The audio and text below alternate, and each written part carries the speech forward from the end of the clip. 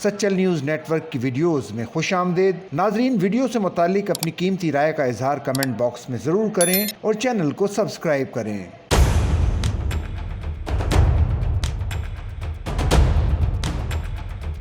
Pakistan super league से पहले Pakistan cricket board और मुल्तान सुल्तान का टाकरा शुरू हो गया। एक रोज कबल अली तरीन ने पीसीबी पर शदीद तनकीद की थी, जिस पर बोर्ड ने जवाबी वार किया है। पाकिस्तान क्रिकेट बोर्ड का कहना है कि पाकिस्तान सुपर लीग के आगाज से पहले एक फ्रेंचाइज मालिक के बयानात से टूर्नामेंट को मुतनाज़ बनाने की कोशिश की जा रही है। PSL ज़ाब्ता अखलाक के मुताबिक हमें फ्रेंचाइज मालकान के खिलाफ डिसिप्लिन की कार्रवाई का इख्तियार है, लेकिन इस मौके पर हमने रद्द अमल दिखाया तो इससे लीग को नुकसान पहुँचने का अंदेशा है। PCB के काला अफसर ने बताया कि किसी को शिकायत है तो वो हमसे राब्ता करे। बदकिस्मती से शिकायत वो शख्स कर रहा है जो ना मीटिंग में शिरकत करता है। अगर मीटिंग में आ जाए तो वहाँ इस किस्म की कोई बात नहीं की जाती। PCB इस लड़ाई में घुसना नहीं चाहता। हमने लीग को ऊपर ले जाने के लिए जो फैसले किए हैं वो किसी से पोशीदा नहीं। उनका कहना था कि PCB अपनी तारीफें करके मियाँ मिट्ठू नहीं बनना चाहता। इस बार पहली बार उर्दू में कमेंट्री होगी। एम्पायरिंग टेक्नोलॉजी में जिद्दत और कई और दूसरे काम किए गए हैं। हमारे पड़ोस में भी लीग चल रही है। अगर इस मौके पर हमने कार्रवाई की तो इससे लीग की साख मुतासिर होगी। उन्होंने कहा कि अली जफर का नाम आते ही